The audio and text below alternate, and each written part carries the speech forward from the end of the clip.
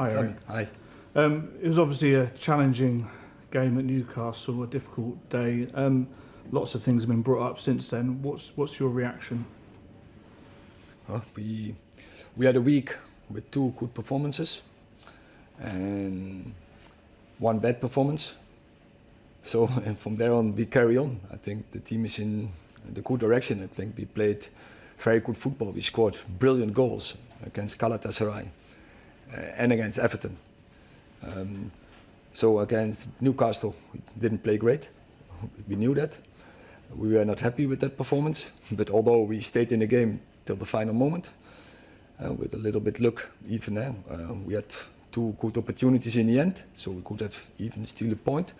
So if we are a little bit more determination in such a moment, I think we could have taken something with it. But still, I think we are in a good direction.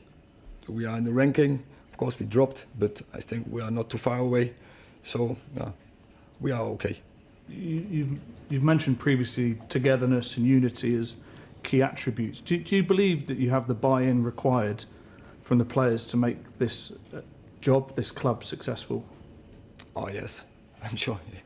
But you can see, for instance, the comeback against Brentford, the Burnley game, the Fulham game. So every time the team is there, showed great character, so great determination, resilient. So we are together, and you can see you can't play such great football what we did lately if there is no unity. Erik, is that your answer? Because there's a number of media outlets who are not here today because the club weren't given the right of reply over suggestions that some of the players are unhappy with you, some are unhappy with the training. How do you address that? Because people just don't make things up. But they should come to us first and not go around in our back printing articles. That's not the right thing. I think we have another relationship, and then they can, if they should give that to us beforehand. We have a normal and a professional discussion and debate about it. I mean, are you at all concerned that what is being reported, what people are being told, that there is truth behind that? Clearly there's an issue with Jadon Sancho, which we're all aware of and you've spoken about before, but are there issues with other players? I know what you mean about the games, but behind the scenes, are there issues? No. Of course, when there are always in every team players who are not or less playing, they are less happy, but not different as normal. And such tensive fields you need that, and they have to they wait for the chance, and they can come. But no, there are no issues. Erik, it's quite personal, the things that have been suggested, your tactics, your discipline. How do you respond to that? As far as you're concerned, you won't change, or are you open to the suggestions of players to maybe change certain areas? I listen always to my players, and I give them always the opportunities to tell. And if the players have a different opinion, of course I will listen. But they haven't told me, or maybe 1 or 2. But it's about, so in general, so the majority, they want to play like this, proactive, dynamic, brave. That is what they want. And you can see the players are behind it because of the performances against Everton, Galatasaray. And we are really improving. As you see that goal, do you think that you can make a goal like we did against Everton? If the players didn't embrace it, what do you think? Is it things like that have happened today give a sense of, I don't know, a disorder around the club? Is that fair? Is that fair representation of this club? So, but not in the dressing room. And I don't know what you. Of course, there are a lot of rumors about strategic review, but it's not that we get distracted from it. We are on the journey, on the route. We know we are still in transition, but we are in the wrong, or we are in the right direction. And you see it, like how we construct a team, how we develop the team, how the team is progressing, how young players coming in, and you see the potential, how they can contribute to very successful Manchester United for the future. Mickey. Erik, you talked about the performance against Galatasaray and not so much against Newcastle. The lack of effort, I think, has been criticised quite a lot by certain individuals. I'm sure that's something that you don't ask your players to do before they take to the field. Where was that lack of effort? Where did it come from? Because I think we could all see that certain individuals weren't tracking back, they weren't helping out their fullbacks in other positions. And surely that's something that you're not saying to your players. But so we are not robots. And if you play 3 games in 6 days, tough games, and yeah, by the end, fatigue can be an issue, can never be an excuse, but it's there. And against Galatasaray, against Everton, we played very good. Against Newcastle, we were not happy with our performance. And we are the first to say, and the players are the first that they are so self-critical that they admit this. So we know, and we have to do better than this. Last question in this section, Richard.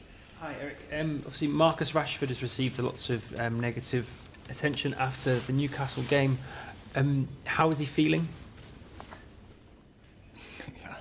How is he feeling? Everyone is disappointed if you have the result in Galatasaray and then the performance and the result in Newcastle. But if you go to Newcastle, we are not the only team who's losing there. I think they had a home record. They win all the games apart from Liverpool, where they were leading, and the opponent was downsized to 10, and then they get a turnaround. Apart from that, everyone is losing there, and but it doesn't say we want to win there.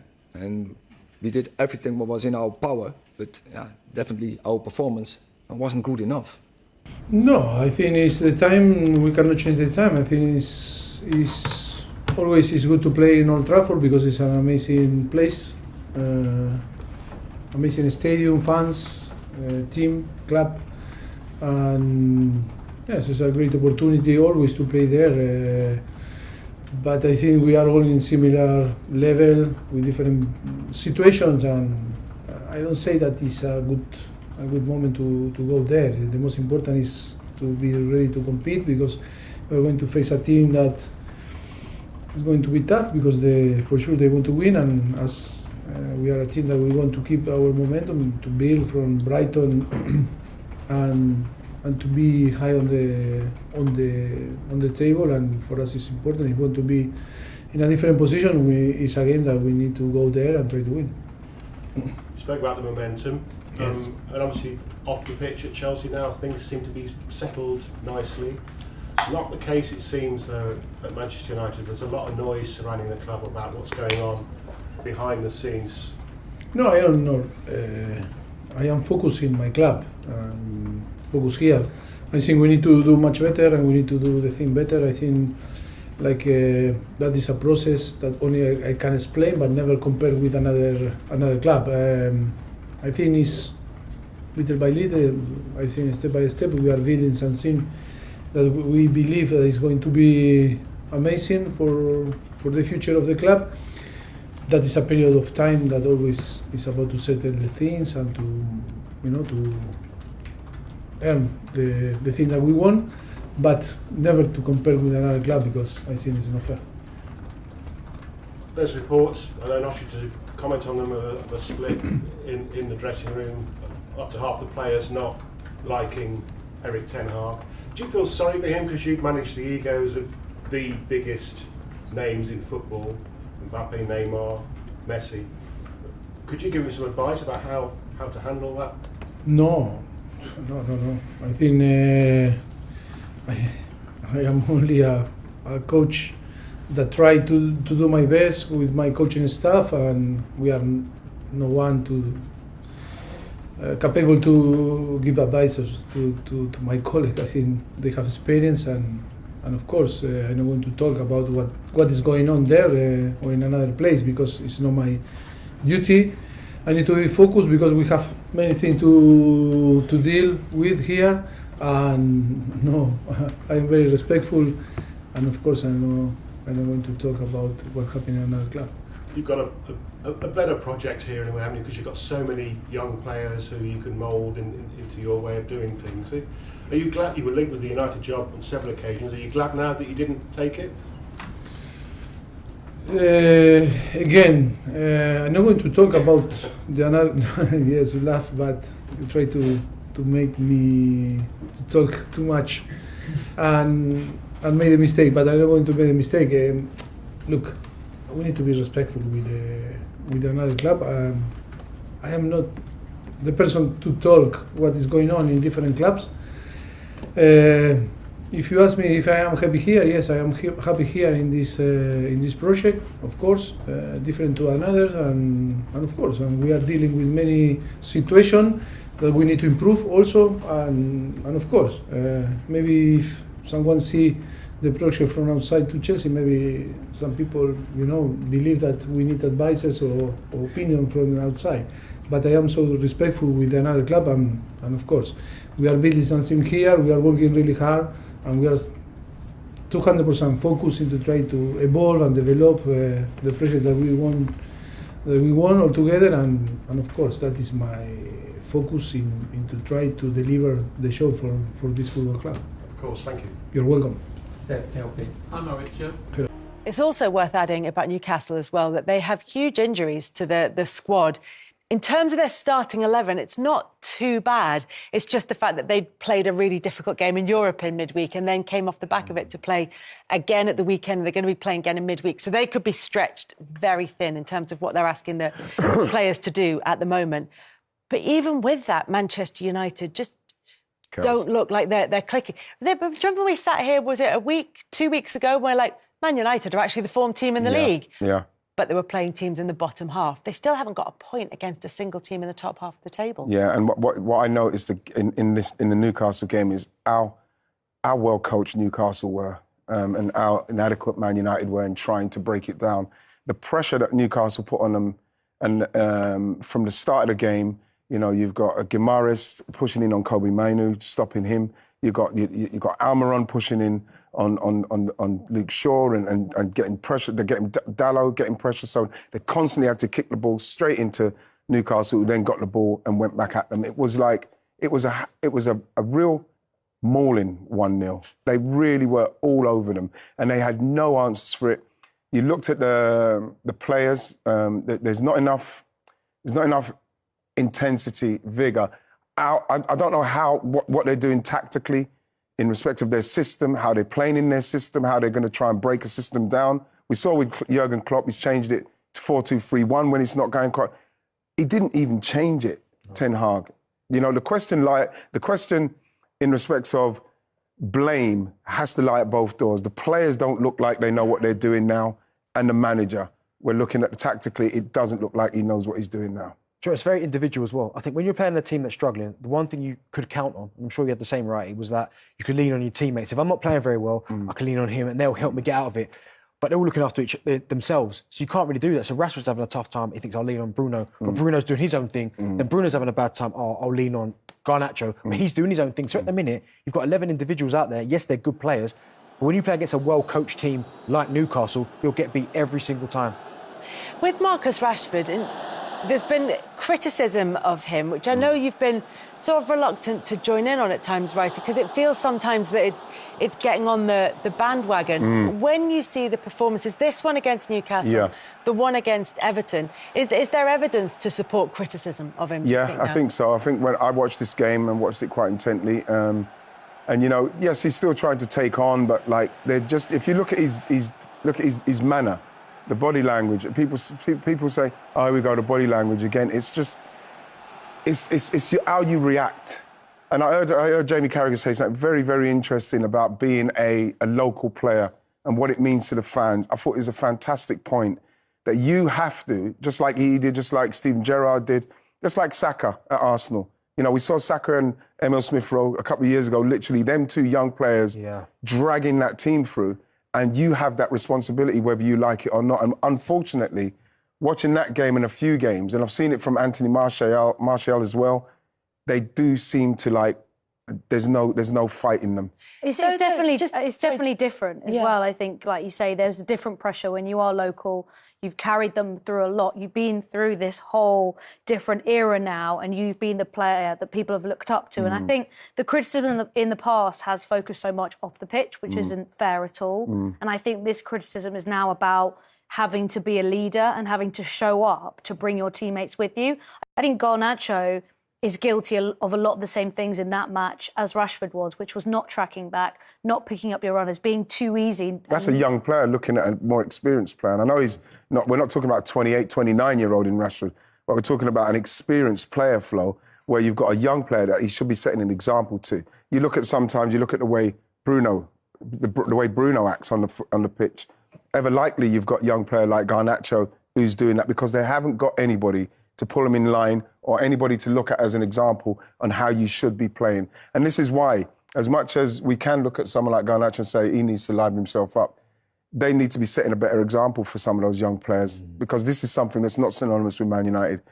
You know, the Man United that I used to play against was frightening. The intensity, the mentality, the strength of the togetherness. The culture of the club. Absolutely. Yeah, and I think the whole place is sort of being in disarray, and I think you look at the whole narrative of the season, they've had times where they've got results and people think, oh, OK, this is Manchester United clicking, and then they lose, and that's almost the reality of what they are, is there doesn't seem to be a collective culture, an idea, a style of play seems to have got lost as well. And then you look at, OK, I think they've been lucky in a lot of games, relied on individual moments from big players to carry them through, when the reality of the situation is that they are still a bit messy. Very messy. Yeah, and I just wanted to come back to those Rashford stats that we saw, because actually his numbers in many cases are up on last season. Is that right? Yeah, no, that is the right way round. And that's why I wanted to come back to it, because he's covering more distance.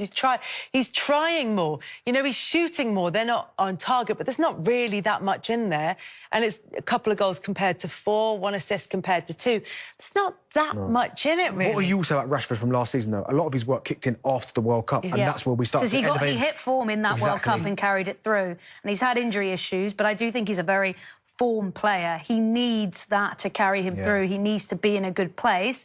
And when he gets out of it, it can be really hard for him to get it back. You look at the team, and you can look at that team as a collective and look at someone like Rashford. And when you look at Man United, a lot of their stuff comes down to they do need individuals, whether on the wing, whether it's Garnacho, whether it's Rashford, to actually do something, make something happen, create and then something happen, instead of it being done through building up through the team. This is why I think everybody was so excited about Kobbie Mainoo, because now we're looking at a midfield player who seems to be somebody who can manage the game, get the ball, stay on the ball so people can make moves off of him. Bruno could do stuff off of him and he can be the anchor.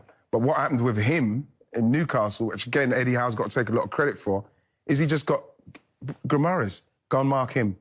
And so that was him negated. So then what happens is that when Man United are trying to play out Kells, everybody's taken. So then they launched the ball back to Newcastle and took them on. And like I said earlier on, he never tried to change it. And I'm thinking to myself, when are you going to change something, Ten Hag? Well, you've got to do something. You can't just carry on like this, hoping that somebody individually is going to pull you out of it, because it looked really, really desperate. And obviously with Mainoo being a young, inexperienced player, he's not going to have had that experience at Premier League level to be able to deal with having someone like Bruno Guimaraes just on him. That's why he needs somebody to lean on, and a more experienced player to lean on. He hasn't got that at the minute, unfortunately. I mean, he's going to be a top player. We can see that already, but you need to, at times, as a young player, to lean on the more senior players to go, listen, it's a bit more difficult. What do I do in this scenario?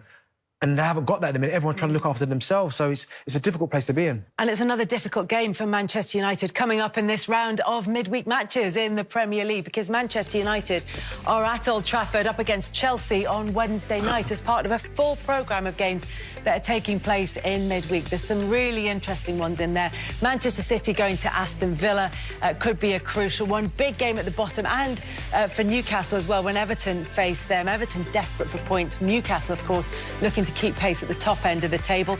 And Tottenham looking to build on their mini resurgence following up a draw against Manchester City. They will hope with a win against West Ham in what is always a very hotly contested encounter, this one taking place at the Tottenham Hotspur Stadium.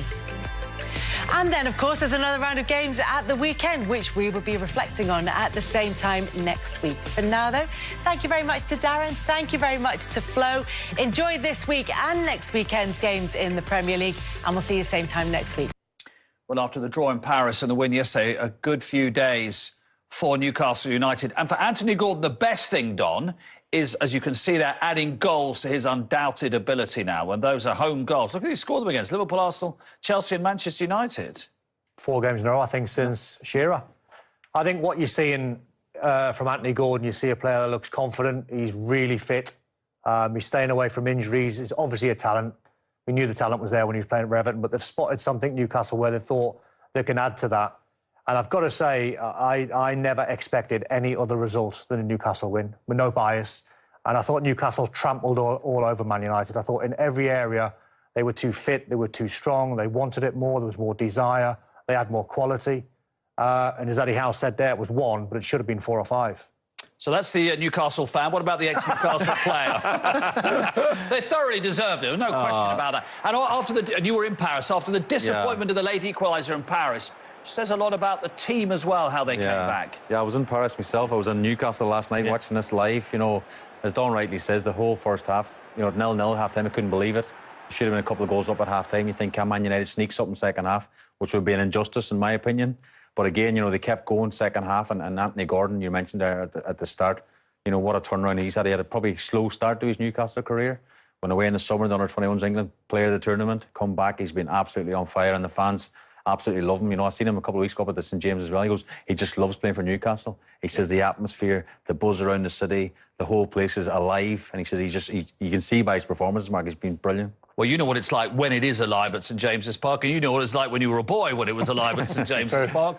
What about the comparison, inevitably, between Anthony Gordon, who people are saying now should have a go in the England squad, or Scotland, and or Scotland? There's a curveball coming from nowhere there. And Tino Livramento, let's get him in there as well. Compared to somebody who is in the England squad at the moment, Marcus Rashford, who's having a pretty miserable time. He's having a tough time, and I think, Shay, you said, I think he lost a family member, so it's difficult to be too critical of him because you don't know what's going on behind the scenes. But what I would say, it was chalk and cheese in terms of the performance, the desire, the work rate. And, he's a lad that likes to work hard and run. He reminds me a little bit of Craig Bellamy, where he's always on the move and he's got a personality. And you see him, he's willing to take defenders on, he's willing to chase back, he's got that intelligent little ball in his locker. I think Newcastle fans are starting to not starting, I think they absolutely love him. Yeah, we're seeing stuff on the front foot here, offensive stuff, but a lot of stuff you see off the ball as well, Mark. Yeah. The runs, the work, this stuff here, right? He's celebrating the fans. You see the fans below in the crowd, they're absolutely off their seats, because it's like done up in the northeast. If you give everything you have for that shirt, they will respond to you and get behind you. And he's been absolutely, but you can see. And that's a window into his personality. You can all do the glory bit going forward. That's a window into your personality. Yeah, 100%. And I think he's got Eddie Howe, a brilliant coach behind him as well. We talk about Rashford. Obviously, last week he scored a penalty, and the players had to force him to go and celebrate. I know there's a family bereavement or something, so maybe his head's not in the game at the minute. But at the same time, once you cross the white line, you're representing Manchester United Football Club.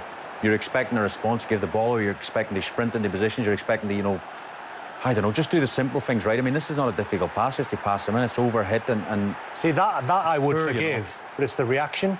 That's what I think Man United fans are not happy with. Here, look, this might be the worst of the lot. Once Livramento goes past you, go and show desire, because you never know what phase might happen next. If he runs back there and he chases back, you might not catch Livramento, but Livramento might pass a ball back into the 18-yard box and he's there ready to put a block on. That's the difference between Gordon and Rashford, what you're seeing. And what it does do as well, if he's your star player, Rashford, it spreads through the team. Then Anthony doesn't want to run. I don't know, Garnacho, I think, doesn't want to run. Martial yesterday was very, very poor. So it sort of spreads through the team. And if he's not doing it, I'm not doing it. So then the whole performance dips. no injury is welcome. Of course it is, and they're all painful. But as a goalkeeper, a shoulder injury, a dislocated shoulder injury, that's as bad as it gets, isn't it, for very obvious reasons? I've been there myself. I dislocated my shoulder before, playing for Manchester City at Arsenal, actually, and I was out for 3 months, I think it was, full dislocation. I went to see Nick Pope after the game just to console him in the change room after the game, and he says he'd done it before playing for Burnley. I think he rested up, got treatment, and he was managed, but now I think it's an operation job. So you're looking at 3 months, I would say, minimum for him to come back, and so that's a big loss for him. But Dubravka's a good experienced Premier League. Yeah, it is again, but I think they've got 12 injuries or something now, maybe 13 with Nick Pope. It's just amazing, like so many key players as well. But Nick Pope was in Paris midweek; he was absolutely brilliant. So I think they're going to miss him. Well, that's an important win for Chelsea because they've only won 2 of the last 15 at home in the league. They've only beaten Luton and Brighton at home this season. So my question is, we still don't know, do we? How'd you read them? How'd you get a handle on them? Not a clue. They beat Tottenham 4-1. Yeah. Drew 4-4 against City, and Newcastle beat them 4-1. Yeah. So you've got no idea what Chelsea's turning up.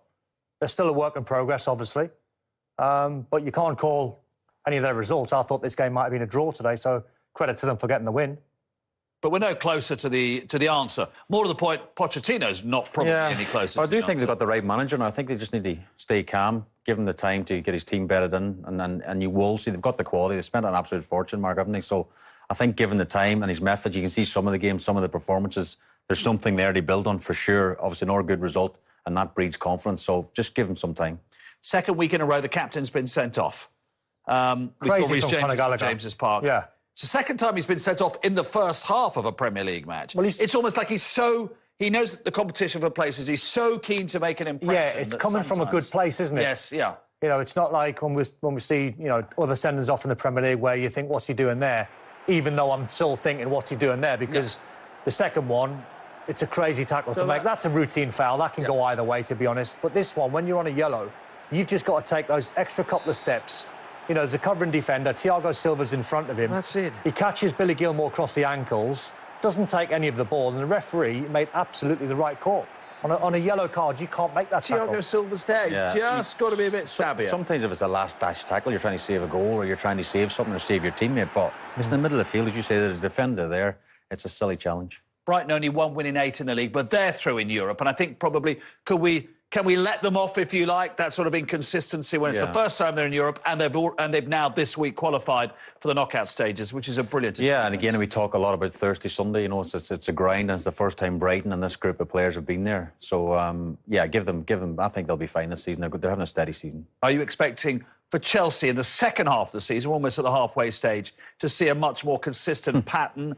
And the words coming out now, identity, about what they're trying to do? No. It is hard to say because the results have so been erratic, and as you say, 2 wins at home all season, and just away from home, it's, some decent performance. I mean, the Tottenham one, but the men sent off and stuff, but it's so hard to call. But I do think with Pochettino and his past record at Tottenham, of course, PSG and all this, I do think he's the right guy to move them forward. So, second half, I haven't got a clue. To be honest. Possibly, but we don't know. There's some stuff to like, and once they get 1 or 2 injuries back, I mean, you've got Caicedo and Enzo Fernandez as a midfield pair. I mean, it doesn't get better than that when them two are flowing, and Enzo Fernandez got goals today. So they should kick on. Who's about to start. That's the key, isn't He's the major one because he's an unbelievable player. Yeah. He's a brilliant number 9. And so he will be the number 9 when we see him. Yeah, he'll be the focal point. I still think there's a good player in Jackson as well. Yes. Give him time. But Nkunku is actually the one to say actually, when we see him, we'll think, OK, right, start to play. Well, he's versatile. He can play across the front 3, but I think he's better as a number 9, false 9, number 9. But I've watched him so many times in the Bundesliga and the Champions League, and what he is when he plays, he's very easy to spot, and you go, he's the best player on the pitch by a mile. He needs to step up and go to a Champions League club. So hopefully for Chelsea, they get the full fitness. Well, they say he's almost back, so that'll be for Chelsea fans a great thing when he does actually. Is the weather absolutely perfect playing conditions? Derek Ray here in the commentary position, and I'm joined as always by Lee Dixon. And getting ready for a potentially thrilling contest. It's Blackpool taking on Chelsea. Well, thank you, Derek. Glorious atmosphere here. Really looking forward to it. The fans are too. The players look like they're up for it. This could be end-to-end. We could get goals today, Derek. Not an especially strong challenge. In with a chance. Goodness me, what was going... N'Golo Kanté. Really getting stuck in. Oh, a lovely ball. He's in position. Will he? And a goal! An early boost for them. The first goal of the game. They're off and running. Well, here's the replay. Super fast counter-attack football at its best. And then a 2v1. Both of them teasing the goalkeeper. That really is a lovely worked goal.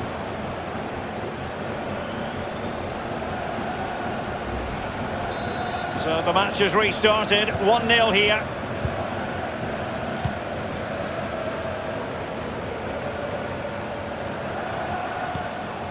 Timo Werner. And Chelsea moving the ball forward. What can they do from here? Mount. Well, he's got past his man. He's in with a chance. Oh dear, I think he's left his shooting boots behind in the dressing room. Well, it was well worth the effort. Poor technique, really. Should do better than that.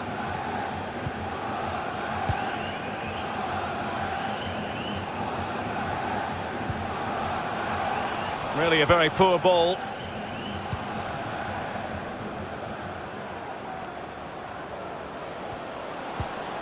Timo Werner. On to Jorginho. Well, he likes to run at them. Might be a chance here. Oh, he's missed it. Oh, goal behind Erik, and he's missed. It's a big miss. And the right place to cut out the pass. A real opening now. Oh, they've done it. A goal for Chelsea, who've got themselves on level terms. Well, here's the replay. It's a very neat piece of deception to get past the defender. And when he gets through to the keeper, he just smashes it past him and gives him no chance to think. A lovely finish.